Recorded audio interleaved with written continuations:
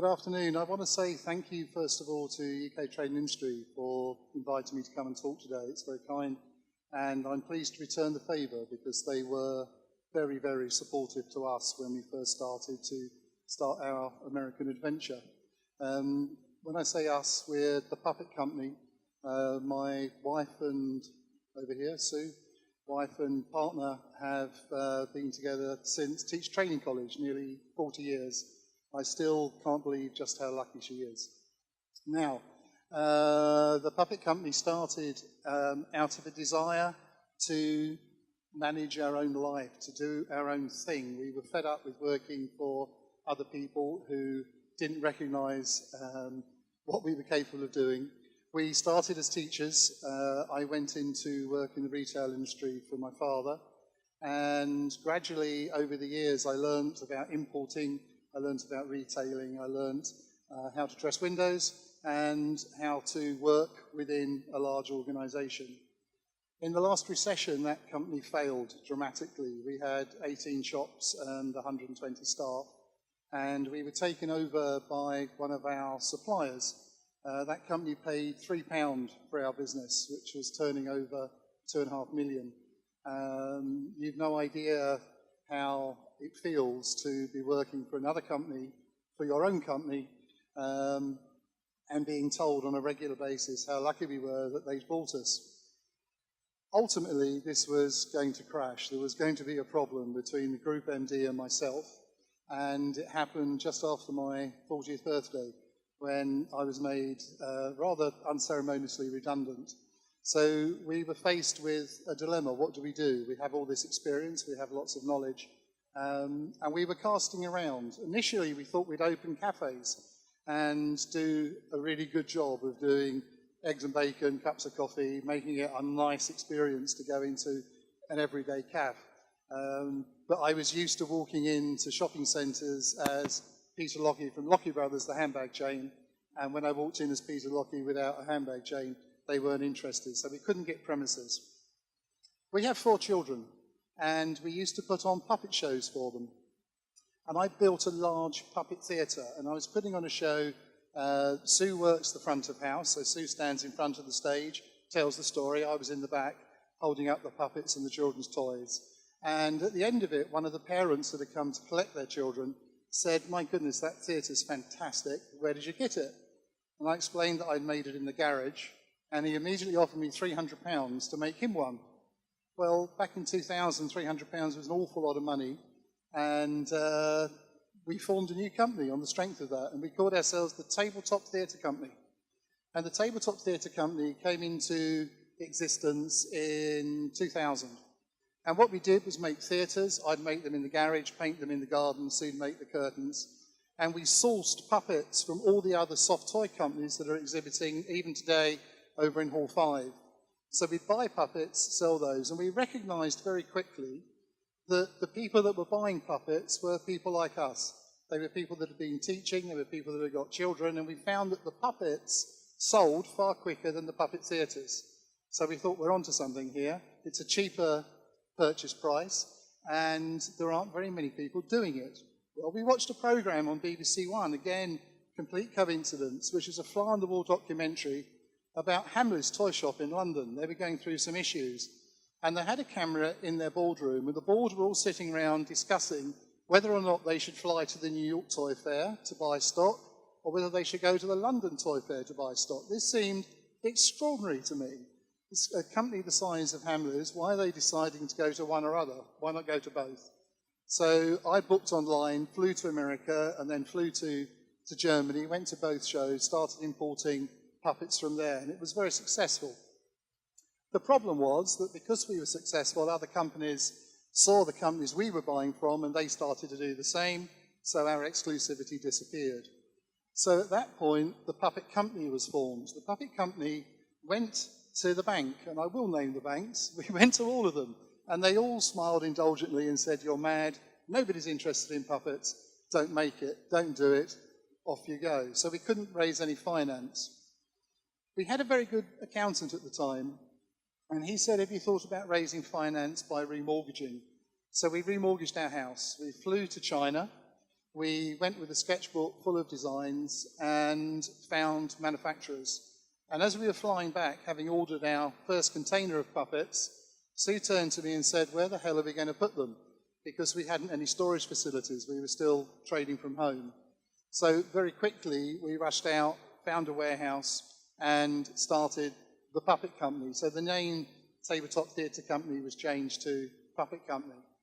So that brings us up to 2004. We've just celebrated our 10th anniversary of designing and importing a whole variety of puppets. Puppets that are aimed at educators, puppets that are aimed at the retail sector.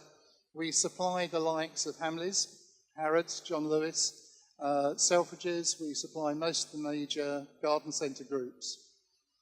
At the end of 2005, we decided that the UK market, although reasonably strong, was quite small. Europe is right on our doorstep. So we came to UK Trade and Industry, spoke to them. We came to Business Link, spoke to them about how does a UK-based family-run company expand into Europe. And we had some very, very good advice. The first bit of brilliant advice was go out and look at the market. So we flew to various trade events across Europe. The second piece of advice, which was and still is our mainstay, is have a superb catalogue. But that's not it. You need a great catalogue, but you also need a way of that catalogue being translated.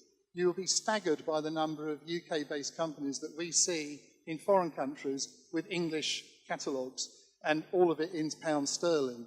Even in Europe, UK companies are still using pound sterling price lists. So when you start to push into Europe, you have to have a euro price list. We also found that if you're going to the major European fairs, you need to have interpreters. It's courtesy. And it was something that after our first event, we recognised fully. So we now employ 2 or 3 interpreters on each of our stands in each of the countries that we exhibit, so that when people come on, we can offer them 6 different languages. And you'll find that as you go to different exhibitions and trade centres, that all of the different exhibitors have a different home language. So we swap and mix and match our interpreters with theirs. So a good catalogue and a great interpreter is hugely, hugely important.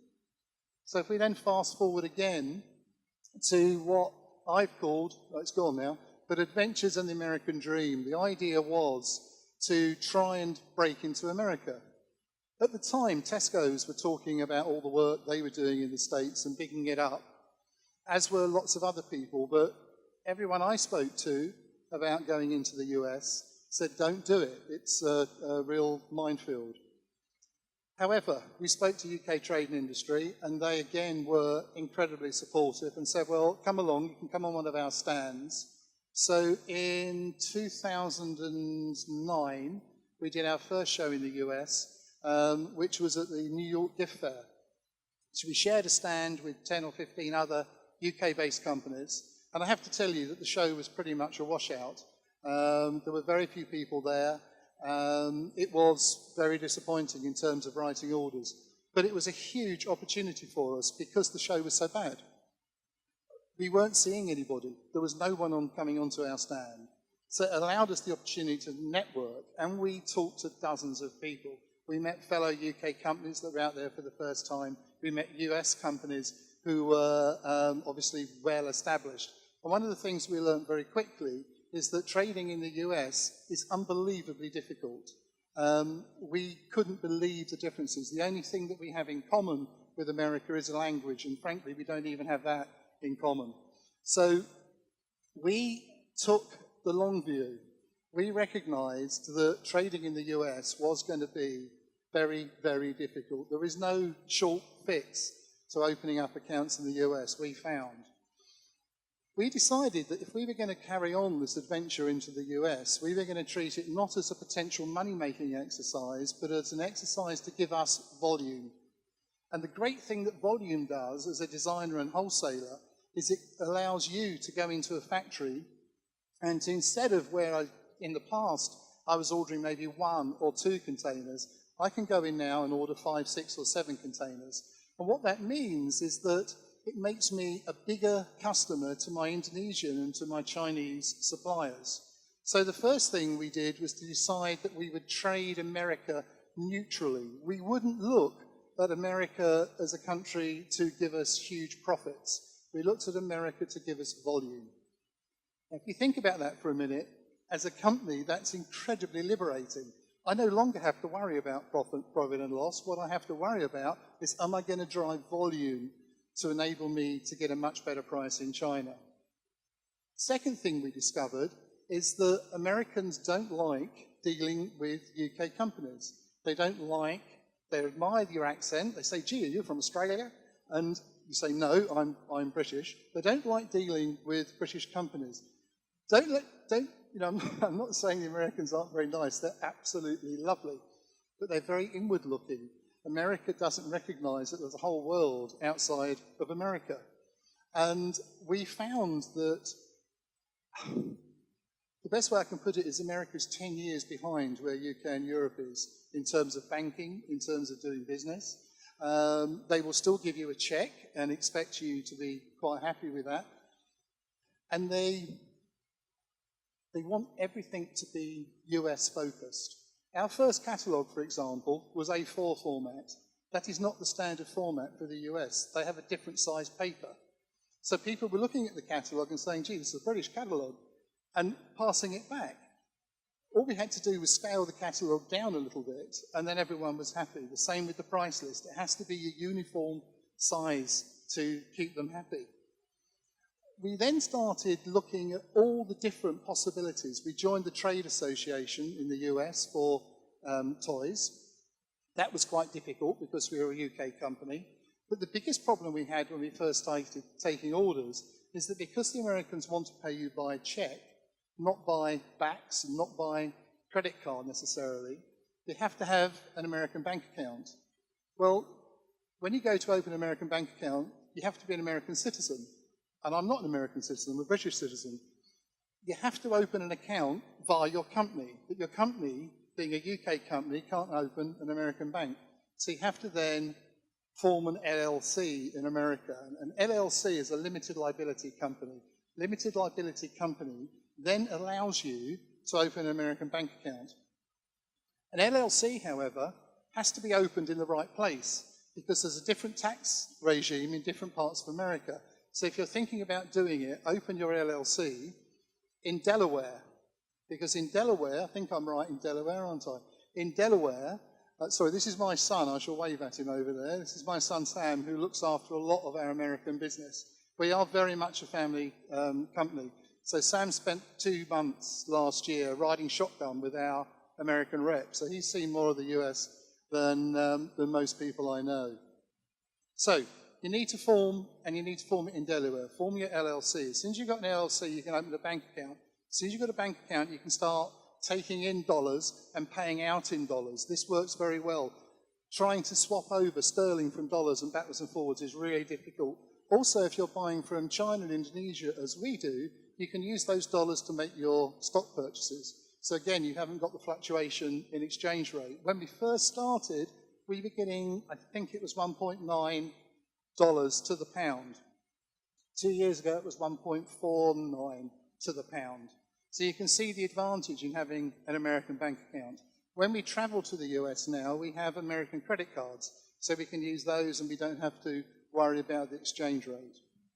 So, going back for a moment, we started, when we first launched in the US, we used the same pattern as we did in Europe. When we first started in Europe, we did all the trade shows and then we took on distributors. Distributors, to our bitter experience, are very much a mixed blessing. Some of them start really strong and stay strong. Some start really strong and tail off, and some tail off before they've started, frankly. So the American approaches that we had for people to distribute our product were, many. We had lots and lots of overtures of people that wanted to be our distributors over there. But our decision was clearly that we wanted to control our own destiny. And there were several reasons for that. Firstly, the experiences we'd had with European distributors were not universally good. People were overcharging for our product. They were offering bad service for our product. That is not how we've made our name in the UK. So we wanted to take control.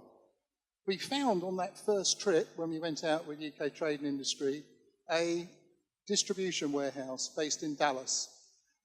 We sent our first container over to the US to be put into the Dallas warehouse. So we were now able to ship our product into the US from the US. We've never been able to ship direct from China to the US. The reason for that is I deal with 5 factories in China and 2 in Indonesia. So I have 7 major suppliers and other little ones as well. So we have a big warehouse facility in North Hertfordshire. We ship everything to Hertfordshire, consolidate everything in the UK, and then we send regular containers out to the US from there. You might think that's an expensive route to market. Actually, it isn't. It costs us less than £2,000 to send a 40-foot high cube container from Hertfordshire to our warehouse and distribution in the US. US companies use agencies, and each agency will have anything up to 30 agents. And that's the route we went. We went to the Dallas warehouse, they did all our distribution. The agencies that we took on board with the Rex groups would then send their orders to us, and we'd send them to Dallas. Dallas would pick and send it out.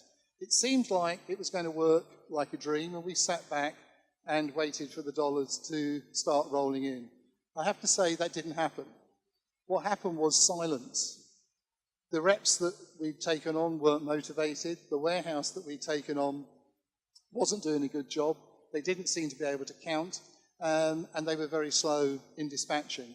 As a company, we're very reactive. We make decisions very quickly, and then we react to those decisions. The important thing is to make the decision. My father, who's taught me an awful lot about business, uses a rather crude expression, and I hope you'll forgive me for using it today, but it does sum up absolutely the way we do business, which is shit or get off the pot. In other words, make a decision and then react to that, whether that's a good decision or not. We recognise that what we've done by appointing the Dallas warehouse was not a good decision.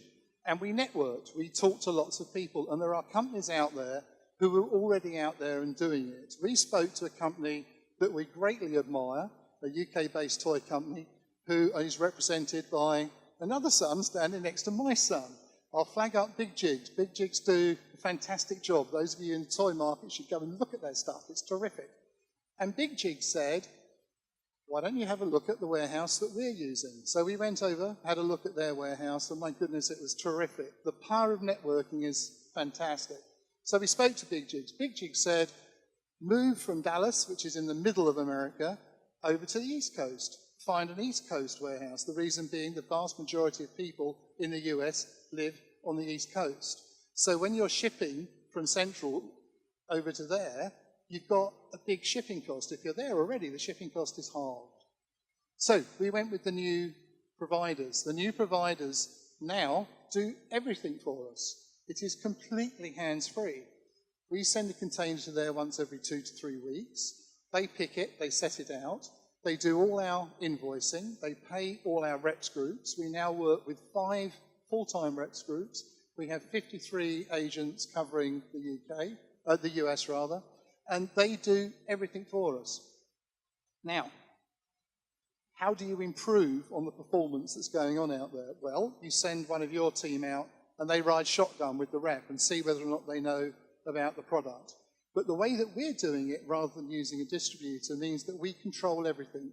We control the ranges, we control the amount that go in, we get regular stock reports, so we're able to pack containers ready to go when they need the stock.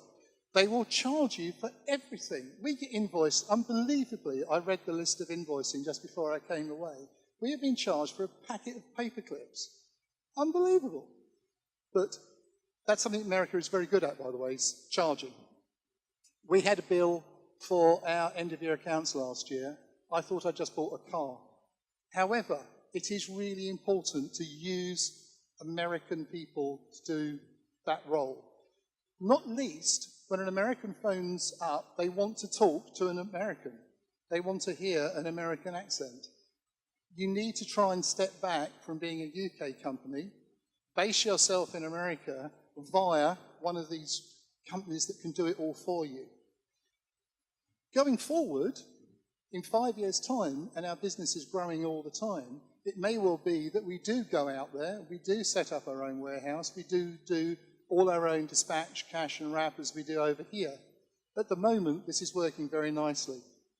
Are we making a profit yet? Yes, we are. We decided, as I told you earlier, we decided that we would trade neutrally. We just trade for volume. But actually, we're starting to make some money. Not a lot of money, probably enough to buy a Mini Cooper a year, which isn't exactly a lot. However, this is the really good bit. There's been loads of business that has come from it outside of US. We were approached by Toys R Us. Toys R Us said, your glove puppet sets are the best we've ever seen. Will you make them for us? We now make all the puppet sets for Toys R Us America. That's huge business.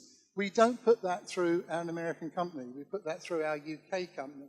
The reason we do that is the American tax system is much tougher than ours. It's much cheaper for us to put it through UK, and because it's all FOB business, we can put it through the UK. So what the American dream and adventure has done for us is really, really strengthen our UK company. That's the first big benefit. The second one that came to us, very, very surprising, was being asked to make all the puppets for the new then, Harry Potter films. So we were approached by the studios making it to make all the dragons. We were then approached by a coffee chain to make all our finger puppets into key rings that people would get as a freebie when they ordered a large cappuccino.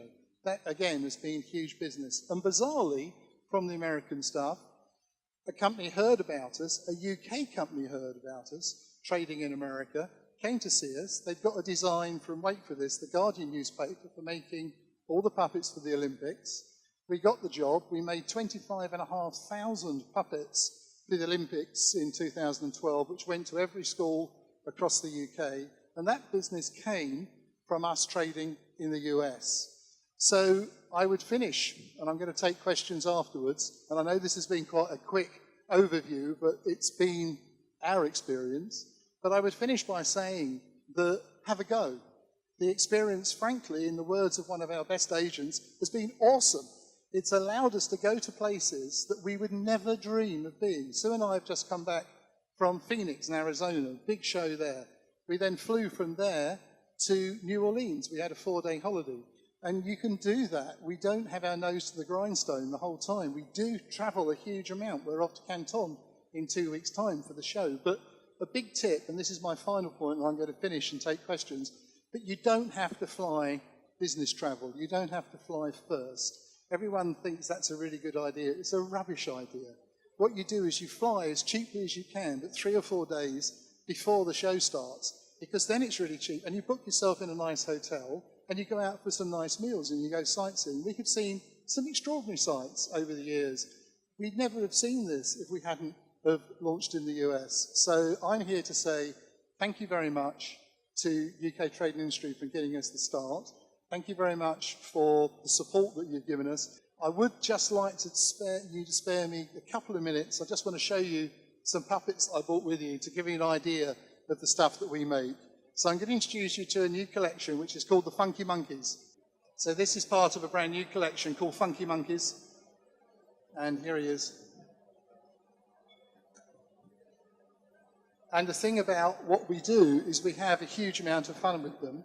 And I was amazed that the name Funky Monkey was still available, and it was. So this is a Funky Monkey. No, I'm not going to tell. All right. He's saying he's really pleased to be here. I know. Yeah, there. So he's a Funky Monkey. I'll pass him around. You can have a play.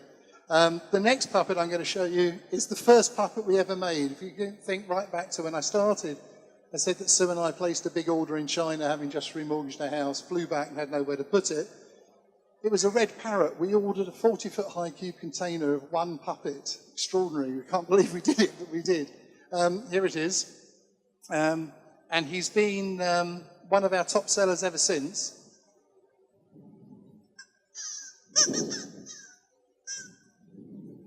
And he's very simple, but he's very, very reactive.